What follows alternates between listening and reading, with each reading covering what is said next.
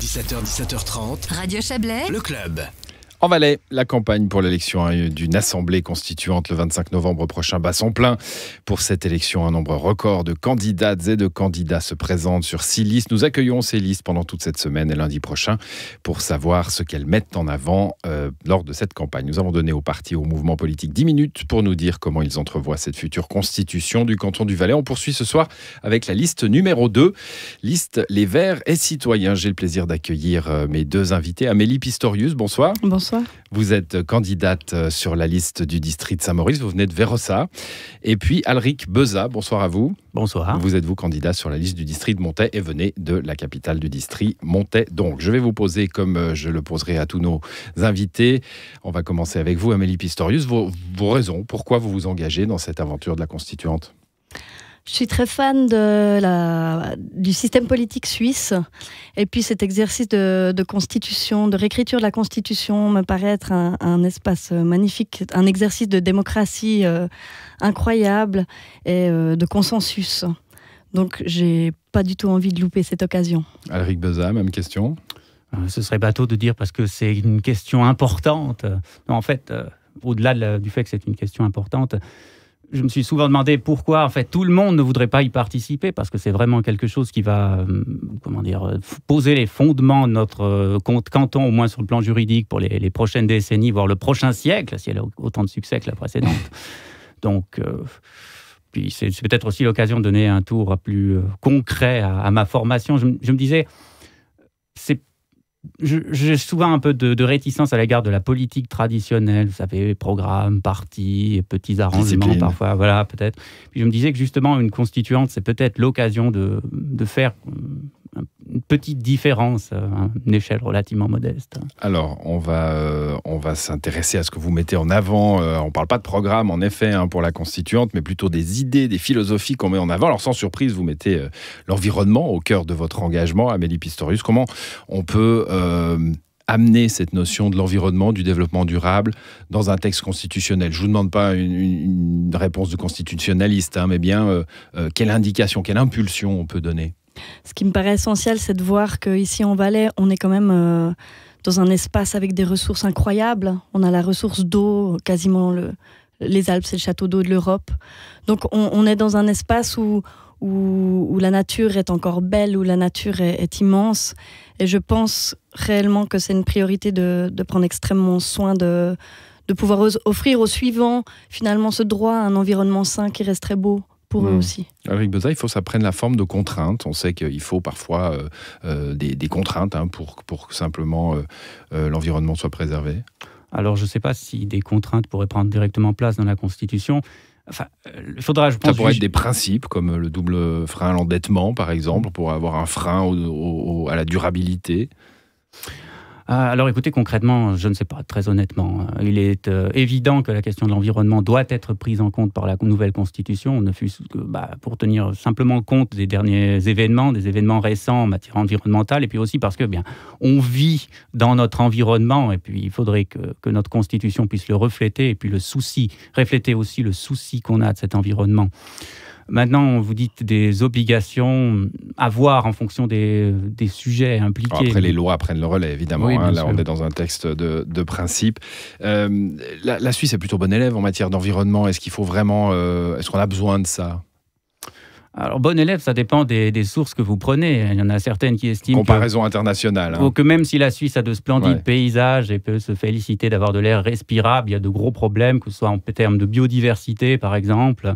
Donc oui, en sortant, en regardant le ciel bleu et en observant les nuages, on a l'impression que tout va très bien, mais il y a aussi des problèmes chez nous. Oui, ou en termes de consommation d'énergie, quand bien même on par serait exemple. les meilleurs, ça ne dispense pas d'essayer de faire encore mieux. Amélie Pistorius, le principe de solidarité, vous le mettez en avant aussi dans les deux districts, c'est parler des générations, parler des minorités.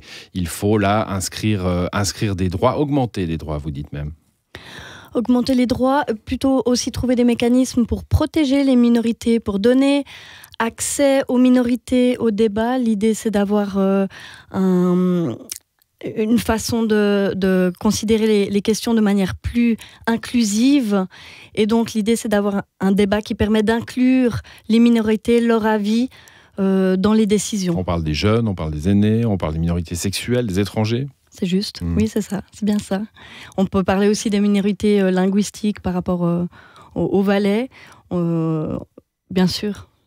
Droit de vote pour les étrangers, Elric Beza, rapidement, parce que la question est surreprésentée dans cette campagne. Bon, écoutez, alors rapidement, je vous dirais qu'on peut effectivement penser que des gens qui paient leurs impôts dans ce canton, qui y sont installés depuis longtemps, méritent d'avoir la voix au chapitre pour au moins certaines choses. Alors, comme d'autres partis, j'aimerais qu'on termine sur ce vaste sujet. Vous parlez de repenser finalement le Valais jusque dans sa géographie. Elric Beza, on va rester avec vous.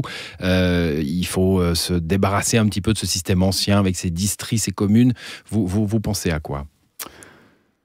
Alors, je pense que de toute façon, le résultat sera le produit d'un consensus. Donc, il est peut-être un peu vain de vouloir à ce stade-là déjà esquisser les plans, mais je crois que l'une des questions essentielles est de se demander... Pour qu'il y ait consensus, il faut qu'il y ait des avis divergents. Effectivement, mais il faut se demander, en fin de compte, à quelle échelle le pouvoir est le plus représentatif. Pour savoir quelle est la façon la plus optimale d'organiser le canton. Et puis aussi de mettre, je dirais, en phase avec certaines exigences légales en termes de quorum, par exemple, puisqu'on a vu... que certains arrondissements beaucoup trop petits ne correspondaient pas, réduisaient la possibilité pour les partis minoritaires de se faire représenter.